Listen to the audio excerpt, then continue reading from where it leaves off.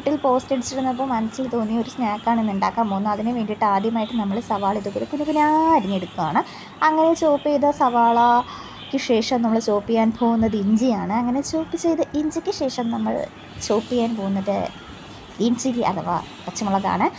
അങ്ങനെ പച്ചമുളകും അരിഞ്ഞതിന് ശേഷം ഈ 3 സാധനങ്ങളും ഞാനൊരു പാത്രത്തിലോട്ട് തട്ടിക്കൊടുക്കുകയാണ്. ഒറ്റയ്ക്ക് വീഡിയോ ചെയ്യുന്നത് കൊണ്ടാണ് വീഡിയോയ്ക്ക് ഇതുപോലുള്ള കുറച്ച് പ്രശ്നങ്ങൾ വന്നിട്ടുള്ളത്. സോ ക്ഷമിക്കുക.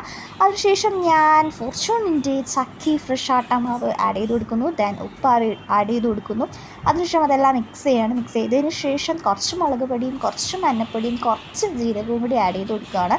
ഞാൻ ആഡ് ചെയ്ത് കൊടുത്തപ്പോൾ മിക്സ് കുറച്ച് വാട്ടറി ആയിപ്പോയി. പക്ഷേ വാട്ടറി ആവരുതെന്ന് എൻ്റെ മനസ്സിൽ തോന്നി. കുറച്ച് പേസ്റ്റ് പരുവത്തിൽ വരണം. സോ അതുകൊണ്ട് ഞാൻ കുറച്ച് മൈദാമാവും കൂടി ആഡ് ചെയ്ത് കൊടുത്തു. എന്താവും എങ്ങനെയാവുമെന്നൊന്നും അറിയില്ല. മനസ്സിൽ തോന്നുന്നതൊക്കെ വാരിക്കൂട്ടി ഞാൻ എന്തൊക്കെയോ ചെയ്യുകയാണ്.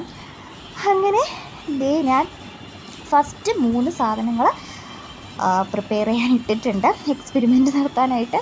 അങ്ങനെ ഒരു 2 to 3 മിനിറ്റ്സ് വൺ സൈഡ് വേവിച്ചതിന് ശേഷം മറിച്ചിട്ട് 2 to 3 മിനിറ്റ്സ് നെക്സ്റ്റ് സൈഡ് വേവാനായിട്ട് വെയിറ്റ് ചെയ്തിരിക്കുകയാണ്.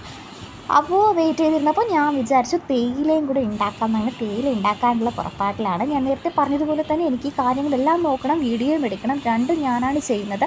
സോ അതുകൊണ്ടാണ് വീഡിയോയ്ക്ക് കുറച്ച് ഷെയ്ക്കും കാര്യങ്ങളൊക്കെ ഉള്ളതെങ്കിൽ ക്ഷമിക്കുമെന്ന് ഞാൻ വിചാരിക്കുന്നു. ഈ വീഡിയോയുടെ അഭിപ്രായങ്ങളൊക്കെ ഫുഡ് കഴിച്ചിട്ടുള്ള എൻ്റെ അമ്മയുടെ അച്ഛൻ്റെ അഭിപ്രായങ്ങൾ ഇത് വീഡിയോയിൽ ഞാൻ ആഡ് ചെയ്തിട്ടുണ്ട്. അമ്മ വീഡിയോ ഓഫ് ചെയ്താലേ പറയുമെന്ന് കുറച്ച് വീഡിയോയുടെ മുന്നിൽ വന്ന് സംസാരിക്കാൻ കുറച്ച് ഷൈ ആയതുകൊണ്ട് അമ്മ വീഡിയോയിൽ സംസാരിക്കാൻ നിന്നില്ല.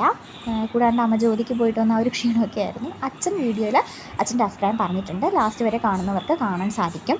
അപ്പോൾ ഞാൻ തേയിലയ്ക്ക് വേണ്ടിയിട്ട് തേയില വെള്ളം ഇടാൻ വേണ്ടി വെച്ചിരുന്ന വെള്ളത്തിനകത്ത് ഞാൻ ഇട്ടിരിക്കുന്ന ഇഞ്ചിയാണ്. ഇവിടെ സാധാരണ ഇഞ്ചി അല്ലെങ്കിൽ ഈ ഏലക്കാപ്പൊടി ഇട്ട് കൊടുക്കുന്നതാണ് തേയില ഇടാനായിട്ട്. വെള്ളം തിളച്ചപ്പോൾ തേയിലപ്പൊടിയും പഞ്ചാരയും എല്ലാം ആഡ് ചെയ്തു. ഇത് നമ്മുടെ ക്രിസ്പി ആയിട്ടുള്ള സ്നാക്കും റെഡി ആയിട്ടുണ്ട്. ഇനി അച്ഛൻ്റെ അഭിപ്രായങ്ങൾ കാണാൻ പോകുന്നത് അത് ഓൺ വോയിസിൽ തന്നെ കേട്ടോളൂ. നല്ല രുചിയുണ്ട്. ഞാൻ തന്നെ ഉണ്ടാക്കിയത്.